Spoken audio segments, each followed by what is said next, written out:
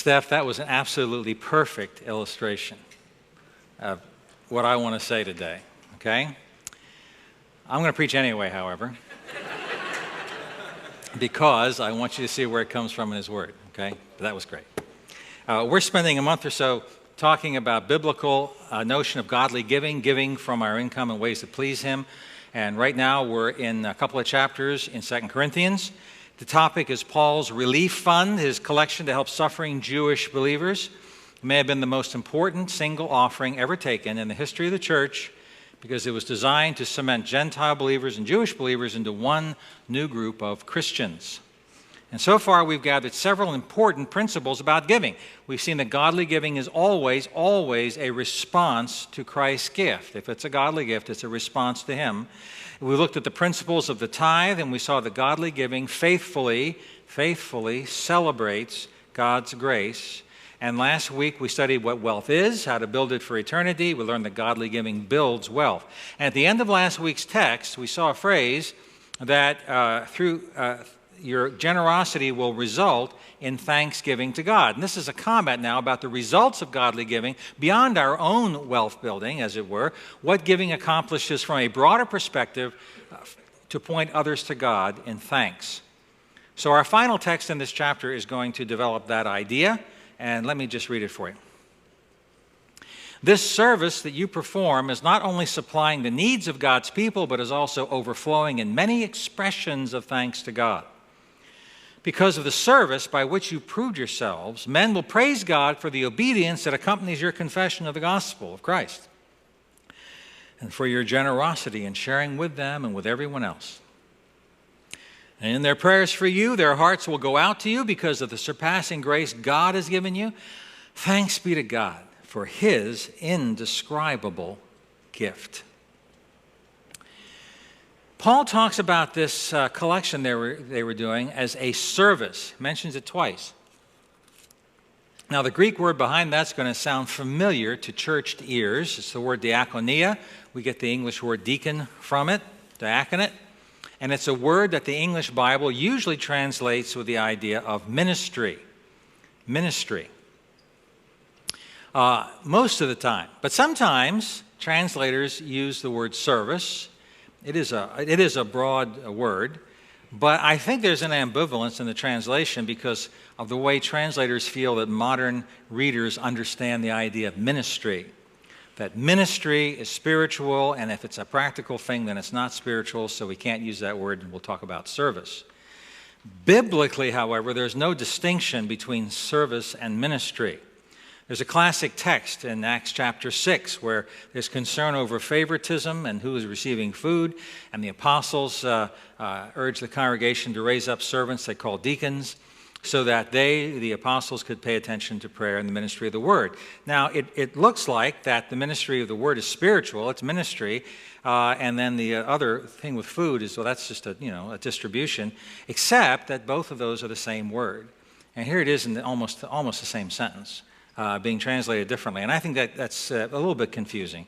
The same word translates how we serve God with His word and how we take care of the church's widows. Those are very different tasks, but they are both spiritual works of ministry or service to God. It might be clearer if we just translated the word consistently in the text. In fact, if you remember our discussion of vision from about a month ago or so, you'll recall that Jesus paired the preaching of the gospel with helping people in practical ways. And it looks as if the apostles were listening. Practical help is not the gospel, but it illustrates the gospel, illustrates the grace of the gospel. And when people respond to practical help, they find themselves looking to God through a gospel lens. Well, back to our text, we actually see the same pairing of these two things, gospel and practical aid, right here. The service, the ministry of the Corinthians in giving was proving their character. Specifically, it was proving the reality of their faith. You know, confession of faith is not necessarily faith. What you really believe is on the inside, it's invisible, except when your act of obedience makes your confession visible. Then people can see it. And the offering of money to help brothers in distress, even though they were Jewish, demonstrated real faith in the gospel of Christ, demonstrated the same kind of grace that the gospel declares. Genuine help given because of faith in Jesus draws people to thank God. Not only thank you, but their thanks tends to also reflect somewhat up to God, because the recipients of your giving, they understand that that giving is coming out of your faith. That's why you're doing it. That's why you care about them. They see the gospel of Christ in your giving, so their gratitude has a Godward element to it, and it's helping them imagine who God is.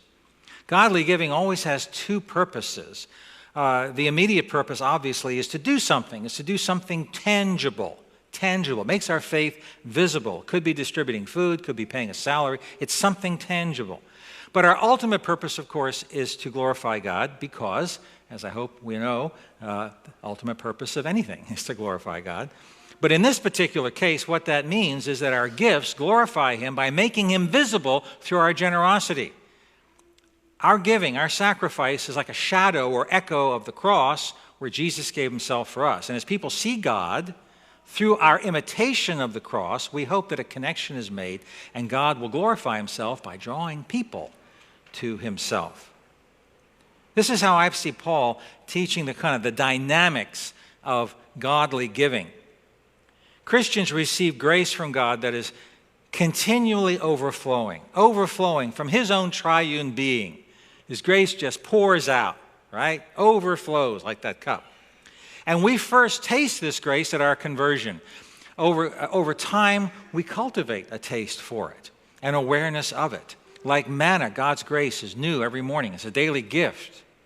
It's anchored in the once-for-all historic work of Christ, but it's applied daily. It lifts us up. It fills our empty spaces. It calms our anxieties.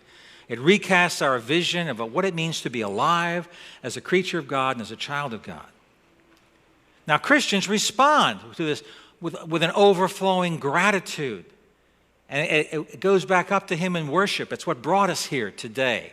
And in all the ways we try to serve Him during the week as well. But it also overflows in an imitation of His generosity. We can't hold it all in. So it overflows in the way we are generous toward others, people in our own fellowship, Christians who are more distant, people who don't even know Christ yet, people who may not even know Christ exists right now. And the people that we touch with our generosity, naturally, they're grateful to us. That's human nature. You're grateful when somebody helps you or gives something to you. But something else happens when Christ is involved, when the motive of the gift is Christian faith, and people know that. Then recipients understand why we're giving to them, even though we may not even know them. Okay, it has to do with Jesus, and it has to do with what we receive from Him. So they find themselves thankful for Christ. If they're Christians, they're thankful to Christ, but if they're not, they're still thankful for Christ because He's the reason you're generous. And that starts them thinking about God in terms of Jesus. And you know, when people look toward God through Jesus Christ, they tend to find Him. And then they receive God's grace directly themselves. And this is the dynamic of giving, and it happens over and over and over. The more and more we give to more and more people. Now, what do you give to? Who are these other people? I've been talking a lot about developing this grace in our lives, and if you're interested in developing it, you might want to start with people that you know who have a need. I'm talking about people in your sphere of influence that have a need, people in our fellowship, people in your neighborhood, people in your family, people where we work. When you're learning to be generous, I wouldn't worry about whether you get a tax write-off or not. I'm grateful for that. But that's not the most important thing. Just get used to giving needs where you see needs up close. And there are ways you can do it. You probably want to do it anonymously. If you think it through, you can give cash anonymously in an appropriate way, or a cashier's check, or a prepaid card. We've used all those ways. They're all good. But if you give anonymously, I encourage you to also give a note or somehow that relates your giving to Christ, so people know that it was Jesus who moved you to care for them, which plants the idea, which is very correct, that Jesus cares for them. And that's important.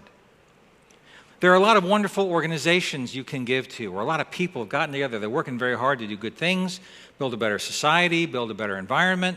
Supporting any such organization will glorify God in your heart, and it will please our Lord. But remember, while any organization will be grateful for your gift, in order for recipients to see the gospel in it, they need to know that the gospel inspired it. In other words, you can glorify God in your own heart by giving anywhere, but recipients are not likely to glorify God unless your gift points them to Him, which is why we personally would give most of our non-tithe giving to organizations that have an explicitly Christian purpose. This is just kind of my own advice to you. Do what you like. For example, there are some disasters that I have no choice but to give to the Red Cross because they're there, and I thank God for them, and I think it's a privilege to give. But if I have a choice, I'd rather give to PCA Disaster Relief, because then I know that brothers and sisters of mine who are on the scene are going to be able to do things to minister to people in Christ's name. Or to a Christian relief group like Samaritan's Purse, or somebody I trust that's going to bring along the gospel along with the gifts. Now, of course, there are some needs for which you're only likely to find Christian organizations involved, like, for example, helping persecuted Christians. You're not going to find much in the way of secular organizations interested in doing that, but there are groups like Barnabas Aid and others that will do that for you.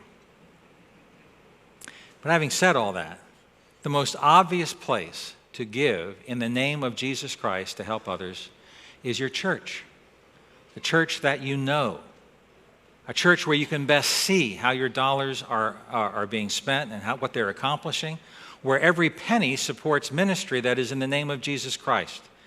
Because at least in the PCA, that's all we're interested in doing in church, is to minister in Jesus' name.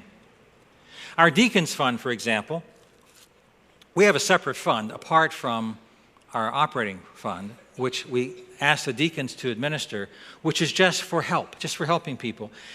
You can help local people in need by giving to that, and that way you can do it anonymously, and the deacons handle it for us. And believe me, they do. Between the Deacons Fund and the food pantry, lots of people locally, inside, outside of SPEP are helped. And it's always in the context of a gift that has been inspired by Jesus, represents Jesus. And that's not the only way. This is a current sheet of our ministries. It changes as our ministries change. We try to keep it up to date. This is on the narthex table, and if you don't have one, I'd encourage you to pick one up, and pick one up every once in a while to keep current. This is all the different things that are happening in terms of programs, ministries, who's involved in leading it, and how you can get in contact with them. This is a wonderful thing for you to ponder as you think about your giving to SPEP. Maybe as you're praying about it, maybe around the dinner table. This is a wonderful thing to use for your prayer time. You can go through various ones and think of the ministries you're giving to. You're not giving to a plate, right? You're giving for things to happen. And these are the things that are happening. Picture some of the things that are being accomplished in the media ministry or the worship orchestra or short-term missions. If you know the leader, pray for them, picture them. Picture people who are benefiting from the ministry, being drawn to Christ through the ministry because you're giving to it. Anything that uses the church facilities or relies on church leadership, it functions because of your giving. The food pantry helps dozens. Prayer chains handle hundreds of prayers that affect thousands of people every year. You make all of that happen through your giving. There are lots of ways in which you yourself minister directly through your own blood, sweat, and tears. But money liquidates some of your energy, so you can use it to accomplish things through other people and through other things. Your gifts make you a part of it all. Whether it's the Deacon's Mercy Ministry or the newsletter or divorce care or women's advocates or the nursery or Bible studies or peacemaking or all of our partner ministries, the Way Homes, Pregnancy Center, Gideon's, home group support, Bible study fellowship that fills this entire room once a week. If you give to the church, these are your ministries. You are making them happen. That's not hype. That's the way life works. Just as the gifts of other people keep the lights on and provide leadership for what you do. A lot of your giving goes to your staff. We are your staff. We're not the church's staff as if the church were something else. You are the church. We're your staff. You give literally. What your giving does literally and directly enables our ministry. Whatever is done to draw people to Christ, you're a part of it when you give. As a pastor, I'm able to point people to Christ full time. I do that all the time. I do it in individual conversations. I do it over breakfast. I do it in meetings in my office, in time I spend with the staff, and time I spend with couples and families, either in my office or in their own home, discussing conflict, meeting in homes to discuss membership or baptism, or time spent online answering questions, theological questions, biblical questions, time spent with people you refer to me for counsel or the gospel, time spent to resolve administrative tensions. I want that to be a gospel opportunity. Time spent with leaders in the church, with missionaries, with men who are preparing for ministry, with people who are recuperating from treatment or maybe preparing to die. Time spent with ministry leaders, maybe new ministries just getting started. Time I spend in prayer for all of us. And yes, I preach too. Any one of your staff could give you a list of the things that they do where they're pointing people to Christ. And they're only able to do it because of your gifts. You pay our salaries. You enable us to work full-time. These are the same things that you do. A lot of them overlap with the same things you do, and you would do more of them if you had the time. But you give us time. You give us time to do it. So you're a part of that. There isn't a thing we do to point people to Christ that is not a result of your giving. And that makes our ministry yours. And you know, there's a whole group of staff you probably don't even think about every day as your staff. But they are. Last week, Ben Hyde spoke to as many as he could in the Warrior Transitions Barracks at Fort Hood. Every week he goes and he gives out cards to the wounded warriors and the others who are there. They have a biblical quote. Last week it was from Joshua. Be strong, very courageous. Be careful to obey all the law my servant Moses gave you. Don't turn from it to the right or to the left, that you may be successful wherever you go. He gave that card last week to as many as he could, sparking conversations.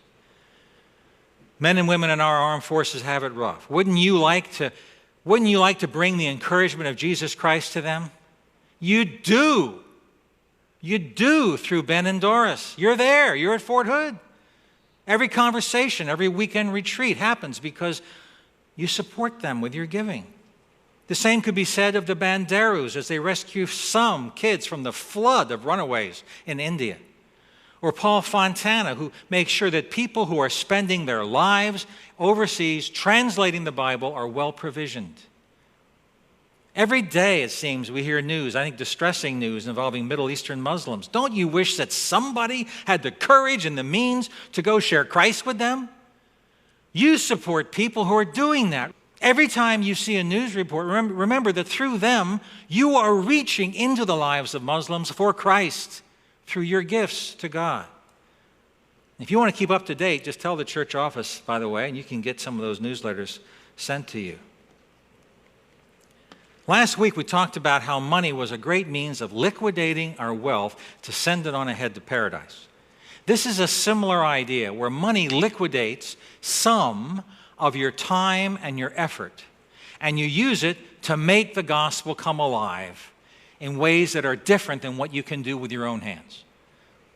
It's true whether you help somebody else directly with it or give support to somebody else.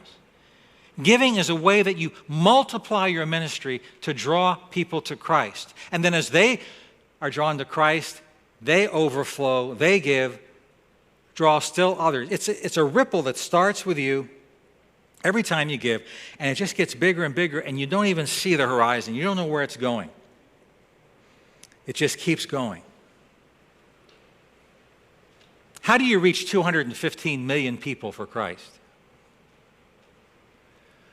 Well, in 1855, the church members of Mount Vernon Congregational Church in Boston, they just gave their regular tithes. They kept the church doors open. They kept a Sunday school going. One of those Sunday school teachers was Edward Kimball.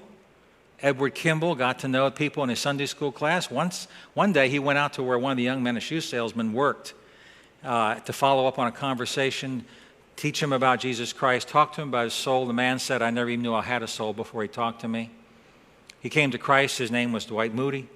Later, while Moody was in England, he led a guy named F.B. Mayer to Christ. Mayer came back over into this country, led a man named Wilbur Chapman to Christ. Christ got involved in evangelism. He employed, through money people were giving, an ex-baseball player named Billy Sunday Sunday became an evangelist. He worked with a number of others, including Mordecai Ham.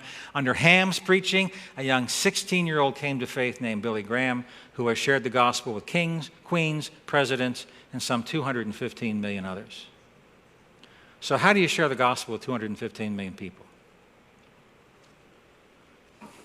You support a church where there's a good Sunday school. All along that story, behind every one person who's associated with another step, there are so many, many, many more people who are financially giving to keep things going, supporting churches, parachurch ministries, citywide crusade. Expanding ministry is always built on the financial ministry of giving. It's called a spiritual gift in Romans chapter 12, in case you didn't know, because some people do it really well, but it's an honor we all have. And whenever you give, you never know how far that gift is going to reach as it stimulates others and more overflowing. Every service to God is built on top of every other kind of service that went before. You know, that's why the apostles are so blessed. Paul pictured the church as a big temple, and he said the apostles, they're the foundation of that temple.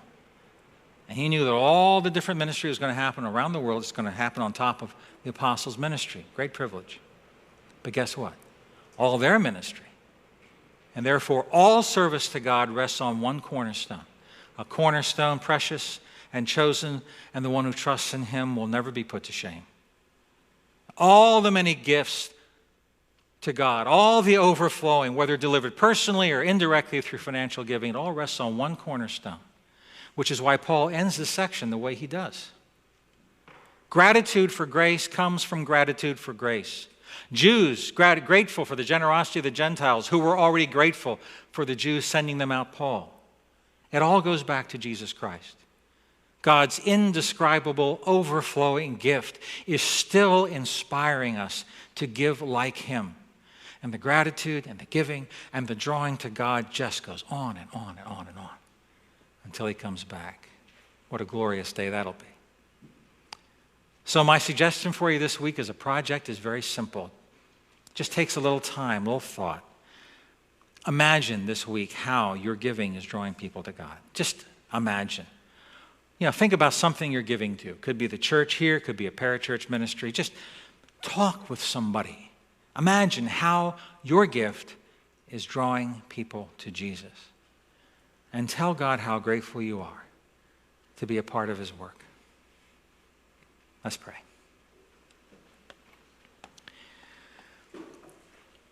Oh, Heavenly Father, it is natural for us to feel how precious money is when we give it, because we can imagine lots of other ways we could use it. Father, help us. Give us the grace to feel how precious money is in the way you use it, in the way it points people to Jesus.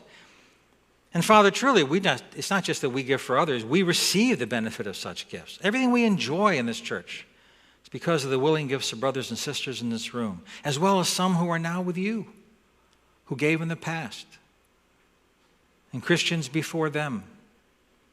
We never even had a chance to thank them. We will. It's overwhelming to think of all the people sitting around us now and who may sit here years from now because of our giving, or who are being touched even this week in powerful ways all around the world because of what went into our offering plate.